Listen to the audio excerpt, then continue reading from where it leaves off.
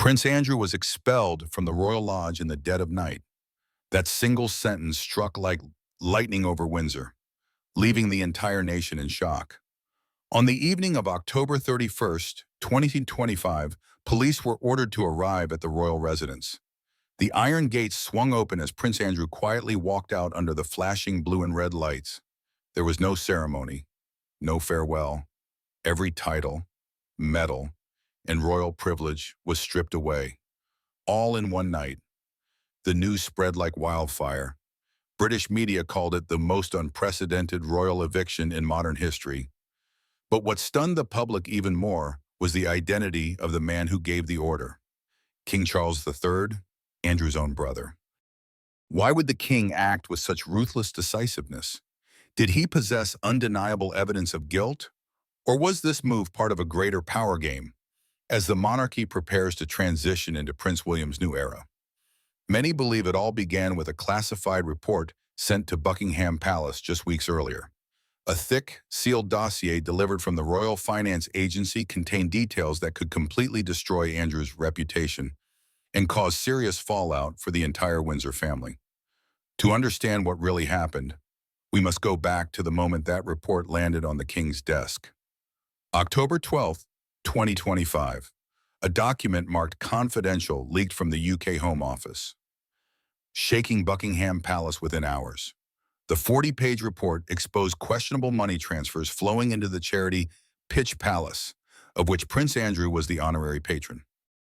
According to sources from The Guardian, the report identified a foreign businessman previously investigated for money laundering in Asia, who secretly transferred more than $3.2 million to the charity in 2023. The funds, it stated, were not entirely used for charitable purposes, but had been redirected through intermediaries for personal investment.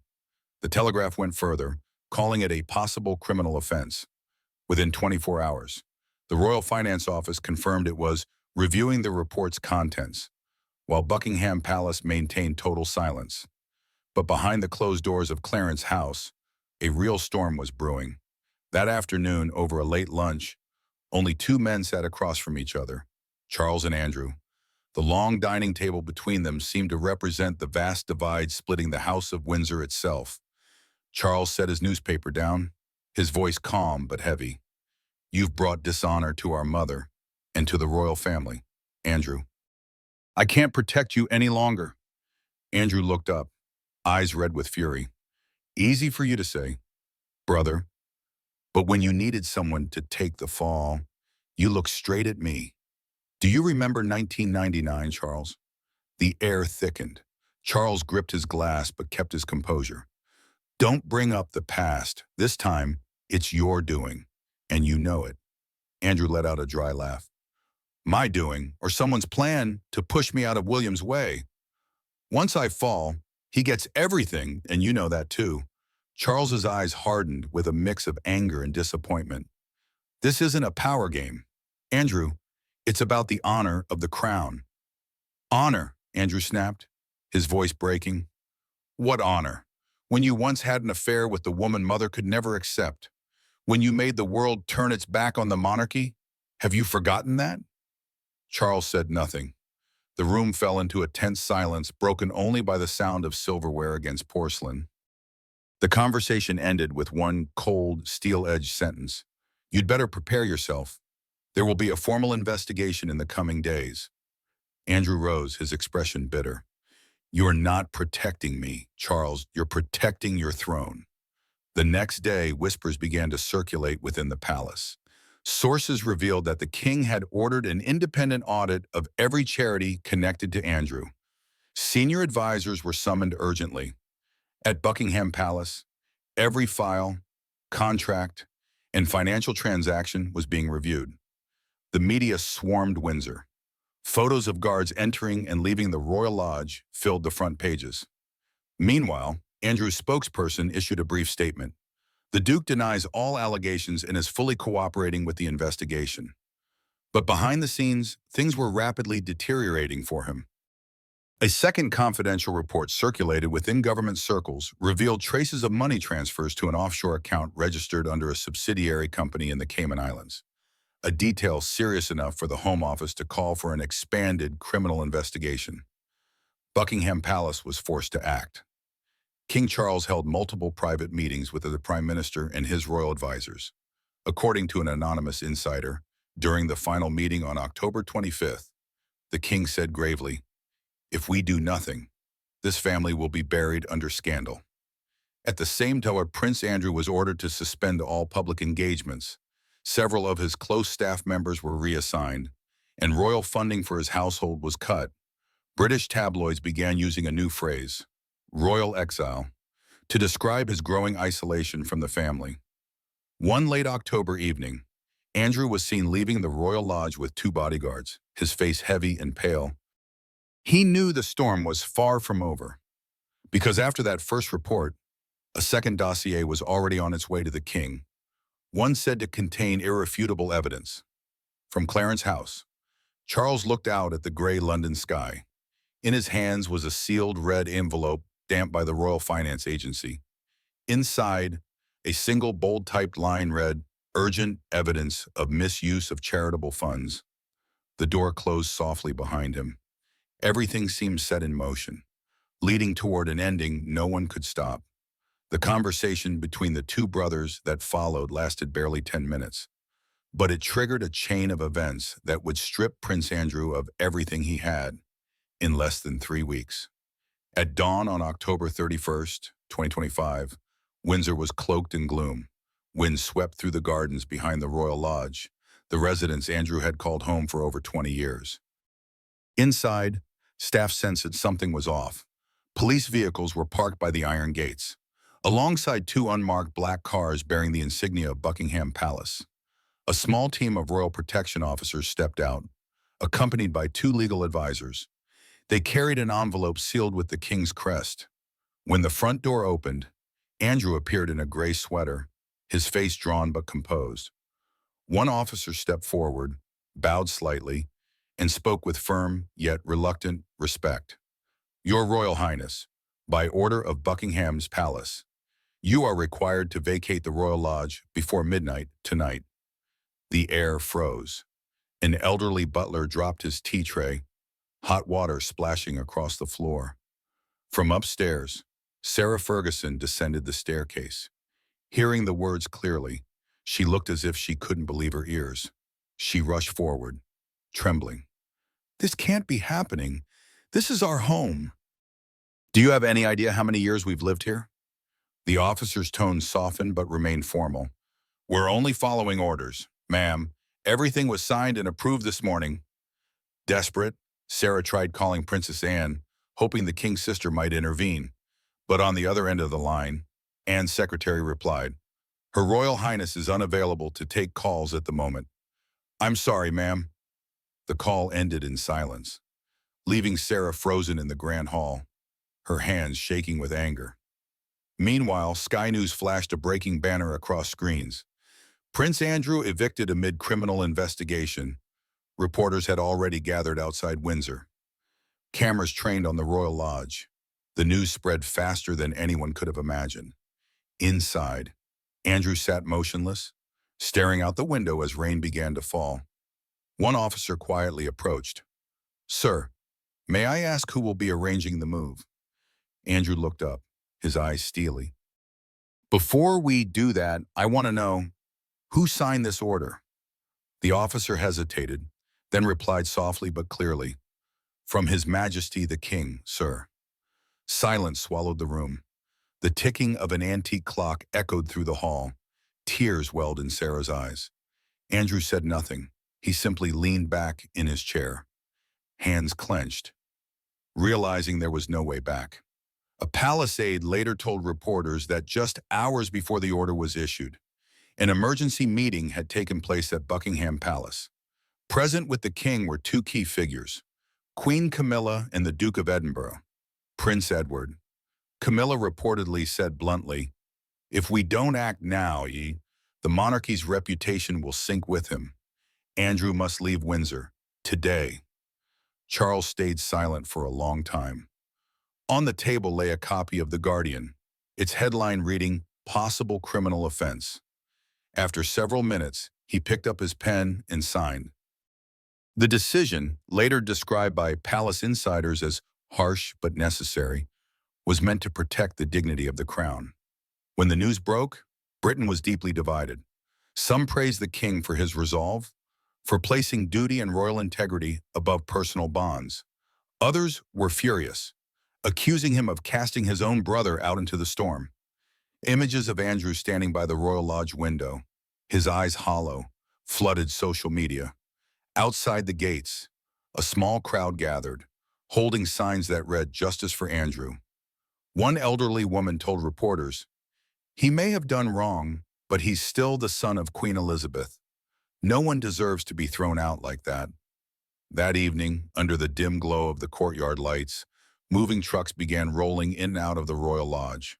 Sarah stood silently, watching each sealed box being carried away, while Andrew walked upstairs to take one final look at the home he had lived in for decades. He murmured, almost to himself, "Mother once said honor is everything, but if honor demands blood, then what meaning does it have left?" Inside Buckingham Palace, Camilla believed the storm had passed.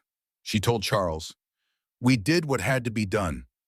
Yet neither of them knew that within days, that very decision would ignite an unprecedented wave of outrage, one that would make the nation question whether King Charles had acted in the name of justice, or simply to eliminate his brother once and for all. Just hours after the headline, "Prince Andrew evicted from Royal Lodge," spread across the media, Britain plunged into a frenzy. Major newspapers ran explosive front-page stories. The Guardian declared, "A reckoning at Windsor, when blood is no longer a shield." The Telegraph took a sterner tone. "The king chooses honor over family." But the Daily Mail asked the question that stunned the nation. Is this justice or a ruthless betrayal between brothers? From morning to dusk, every television broadcast opened with footage of the locked Royal Lodge gates, flashing blue lights from police cars behind them. On Sky News, the anchor spoke solemnly. "A decision without precedent in the modern history of the British monarchy. Prince Andrew ordered to vacate his residence overnight by direct command of His Majesty King Charles III. Social media erupted. Thousands of comments poured in, accompanied by two hashtags that quickly climbed to the top of global trends. #Justice for Andrew and #Royal Cover-Up. Many argued that if Andrew had truly committed a crime, he should face an open trial, but if this was merely a political maneuver, then it was a cruel humiliation of both family bonds and the royal legacy. One viral post read, "When a father strips everything from his son, they call it discipline. But when a brother does it to his own blood, they call it a purge." Within an hour, the post had tens of thousands of shares, flooding Twitter and Reddit. American media soon joined in. The New York Post ran a chilling headline, "A Royal Family in Ruins." CNN opened its nightly broadcast with footage of King Charles leaving Buckingham Palace, his face solemn, lips sealed. The anchor intoned slowly, "This is no longer a private dispute between two brothers. It is a visible fracture in the very institution that symbolizes Britain." Global commentators were deeply divided. Some analysts argued that Charles had no choice but to act in order to shield the monarchy from a scandal that could destabilize the crown. Others saw his move as cold, even treacherous, a betrayal of the bloodline that the late Queen Elizabeth II had spent her life protecting. The BBC published an editorial titled, "When Loyalty is Replaced by Honor, Who Truly Pays the Price?" That question echoed across cafes and living rooms throughout the country. In an anonymous interview with the Sunday Express, a longtime friend of Princess Diana spoke out. If she were alive, Diana would never have let this happen. She always believed that no matter how deep the wounds, family must find a way to heal, not destroy one another. That statement struck a chord. Diana's image, the eternal symbol of compassion and grace, resurfaced everywhere. The public remembered the years she endured isolation within the cold walls of the palace, and many began to see a reflection of her struggle in Andrew, a man now cast aside by his own kin. By nightfall, evening talk shows turned into fiery debates. Some claimed Andrew was facing the consequences of his own actions. Others insisted he was merely a pawn in a power game orchestrated by King Charles and Queen Camilla. A former royal advisor appeared on ITV and remarked, "Inside Buckingham Palace, every move is carefully calculated. But this time it happened too fast, too decisively. It feels as though someone wanted this to happen." The anchor paused for several seconds before replying quietly. And the question everyone's asking is, who? As darkness settled over London, hundreds gathered outside Buckingham Palace carrying signs that read, "Bring back the truth." Commentators began calling it the greatest royal earthquake since Diana's death. Meanwhile, the palace maintained total silence. No statements, no clarifications, nothing from the king or his senior advisors. That silence only fueled suspicions that the eviction was part of a larger scheme, carefully engineered behind closed doors. The following morning, the Times opened its edition with a chilling line. "Every royal crisis begins with silence, and this time that silence may shake the very foundation of the monarchy." One day, public outrage evolved into a movement. People began demanding transparency, urging Buckingham Palace to release an official statement. Online petitions quickly surfaced, calling for a review of the decision against Prince Andrew and full disclosure of the leaked financial report. News outlets across Britain broke the story at once. Unprecedented public pressure on the British royal family. Several members of Parliament soon spoke out, claiming the palace's handling of internal matters lacked transparency and that Parliament must intervene. The crisis had breached the walls of Windsor, spreading into a nationwide storm. Outrage was growing by the hour, and the mounting pressure left at Buckingham Palace with no choice but to prepare an official response. At Balmoral, the last days of autumn carried a biting chill through the gray stones of the ancient estate. The sky hung low and heavy, as if trying to conceal what was quietly unfolding behind those fortified walls.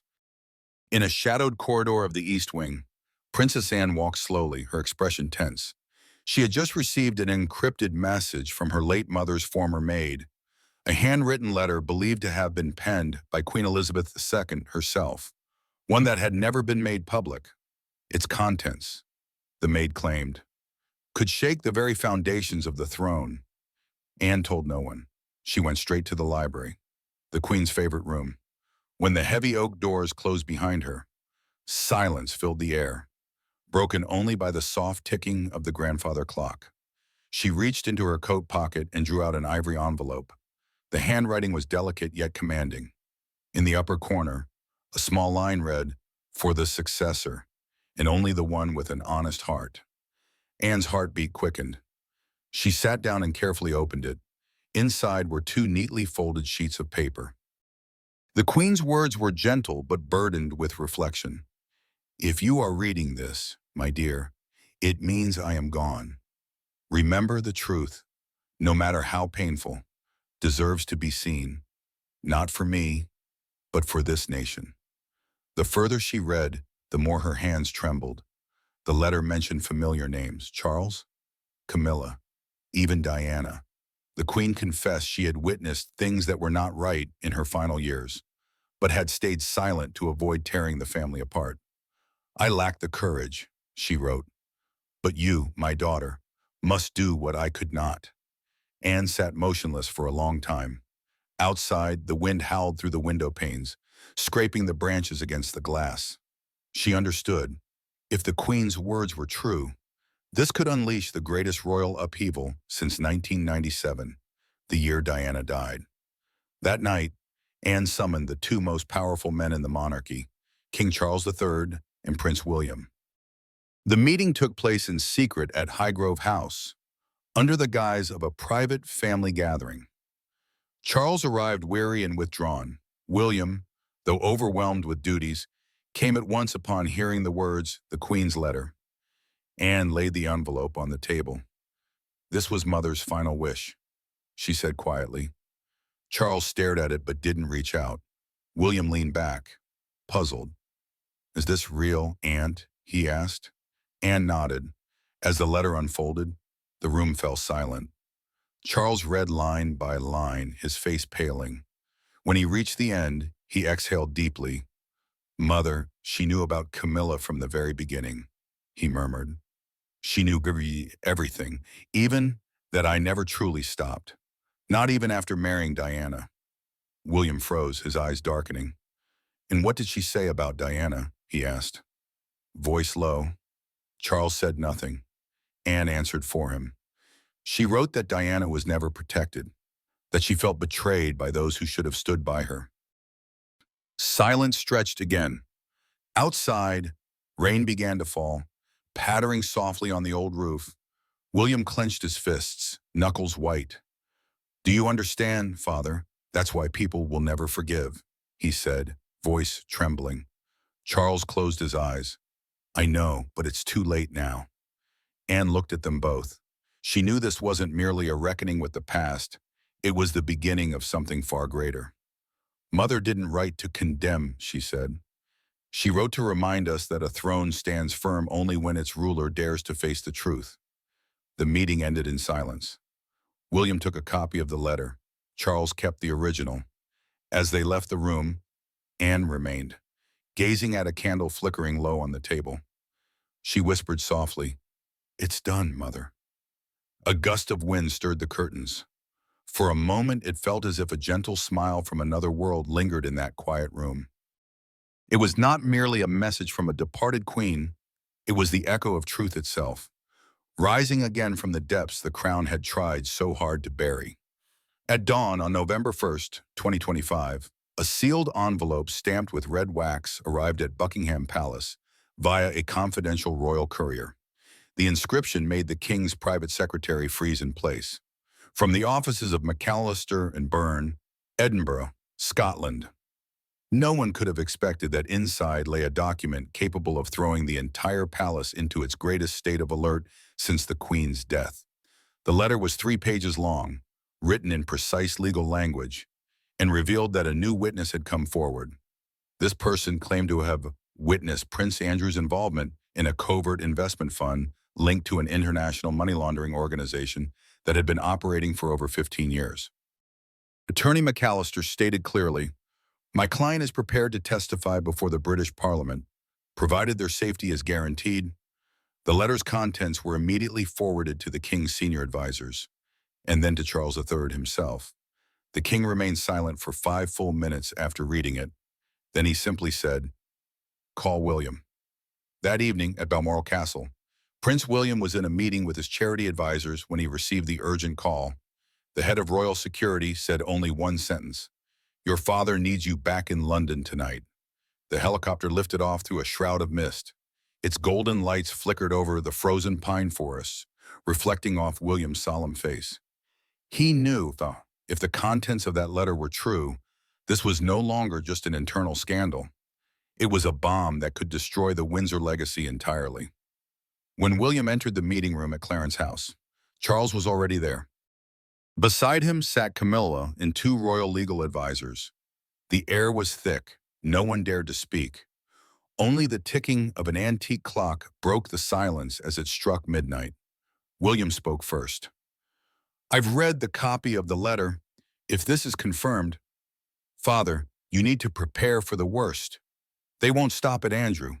Charles looked up, his eyes heavy.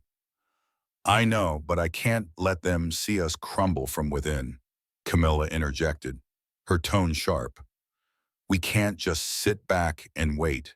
They want to drag the crown through the mud. And if we don't act now, William, your reputation will be next. William turned to her, his gaze cold. I'm not worried about my reputation. I'm worried about the truth. And I want to know where that letter came from. And why now? Charles tapped his fingers on the table, then gestured for everyone to leave, keeping only William behind. When the doors closed, he sighed. There are things, William, you're not ready to know. But trust me, unseen hands are moving everything from the shadows. William's voice was controlled, but the anger beneath was unmistakable. If this is a conspiracy, then expose it. But if it's the truth, we have to face it. We can't keep covering things up like before. A long silence followed. The king stared down at the desk, where the word Edinburgh glared back at him from the top of the page. He knew this time, power alone couldn't silence it. By morning, every British newspaper was running the story of the Scotland letter, though none had the original. Outlets like The Guardian, Daily Mail, and BBC News all confirmed that a source close to the royal family claims a new witness could turn Prince Andrew's case into a criminal investigation. Legal experts began debating the implications, and television channels looped footage of Buckingham Palace gates swarmed by reporters. Public pressure was rising by the hour. Inside the palace, Charles remained secluded in his private study all day. Those close to him said he kept rereading the letter until the paper was creased and worn. Perhaps, in that moment, he finally understood. Everything the late Queen had fought to protect was now falling apart piece by piece. Meanwhile, Andrew, staying at a temporary residence in Berkshire, received the news from an old advisor. His face reportedly went pale. He said just one sentence: "It's over." That night, William left Clarence's house without saying goodbye. He paused outside, gazing toward the glowing lights of the palace, and muttered to himself, "If they want to see a family destroyed, they're about to get their wish." The Scotland letter, once a dry legal document, had become the spark of a political firestorm. It not only placed Prince Andrew on the brink of criminal prosecution, but also plunged the British royal family into the harshest trial of the 21st century. And amid the chaos, no one could have predicted that the first to fall would not be the press, nor the public, but Andrew himself, the man Queen Elizabeth II had protected until her final breath. On the morning of November 2nd, 2025, London's sky hung heavy with gray. Outside the Royal Courts of Justice, hundreds of reporters from around the world gathered, waiting for the moment when a man who once embodied royal power, now a defendant, would face justice. Cameras clicked in relentless bursts. A police vehicle pulled up to the stone steps. The door opened, and Prince Andrew emerged. He wore a dark gray suit, his face rigid, his eyes empty. No guards, no aides, no family. He walked slowly forward, through the shouts and murmurs of the crowd. "Is that really a prince?" "No, just a common man now." Among the crowd stood Sarah Ferguson, his former wife, pressed quietly against the iron fence. She wore a wide-brimmed hat and dark sunglasses, but the tears were impossible to hide. When Andrew walked past, she softly called out, "Andrew?" Her voice broke, barely loud enough to rise above the noise. He didn't turn back, just a faint nod, as if he'd heard her but dared not stop. That moment spread across every television channel. One headline read, "The prince without a crown walks into court. A symbol of honor has fallen." Inside the courtroom, the lawyer's voice echoed as he read the charges. Financial misconduct potentially amounting to criminal offense. Andrew sat still, hands clenched, eyes fixed on the table. To every question from the judge, his only reply was, "I understand." When the hearing ended, he stepped out into a storm of reporters. Dozens of microphones pointed at him. One voice rose above the others. "Your Royal Highness, do you have anything to say to the public?" He stopped, took a deep breath, and answered in a steady, low tone, "I'm not asking for forgiveness. I only ask for true justice, not the kind decided within palace walls." The words hung in the air. A few reporters scribbled frantically. Others stared in disbelief. Andrew's statement wasn't just defiance. It was a veiled accusation against his own family, against the brother who now wore the crown. Sarah remained where she was, watching silently. As the car drove him away, she broke down in tears. A photographer caught the moment, and soon the image of a lonely woman amid a storm of flashbulbs spread everywhere, captioned, "Love, honor, and loss," all ending on a cold morning in London. The public erupted. On social media, #justice for Andrew trended once again. Many wrote it by, "He was wrong, but he doesn't deserve to be treated like this." Others argued, "This is the price of years of protection. No one is above the law, not even a prince." Television debates ran nonstop. Some commentators called it the greatest royal purge since the 20th century. Others said Andrew was merely a pawn sacrificed to protect the powerful. At Buckingham Palace, the air was heavy. King Charles did not appear in public for days. The palace released only a brief statement. "We trust the legal process and will make no further comment." Behind closed doors, insiders whispered that the king was deeply shaken. He ate very little and spent most of his time alone in his study, gazing out at the garden where he and Andrew once played as boys. Servants overheard him murmur, "Being a king is not as hard as being a brother." Meanwhile, Prince William remained tense and reserved. A close source revealed that he disagreed with his father's handling of the matter, but could not openly oppose him. Camilla, according to one advisor, insisted that silence is the only choice now. Through it all, one image lingered in the public mind. Andrew, hair silvered, shoulders trembling, stepping into a car alone. No guards to open the door, no medals on his chest, no cheers of "Your Royal Highness." Only a man, bare and fragile, caught between the wreckage of glory and guilt. Foreign newspapers wrote, "History will remember this day, not only as the fall of a prince, but as the moment the British monarchy confronted its own shadow." And while the world speculated, King Charles remained silent. He left London for Balmoral, once the serene refuge of Queen Elizabeth II. Her old room remained untouched. Outside, the Scottish pines whispered under the cold wind. The king sat by the window, holding a cup of cold tea, staring into the distance.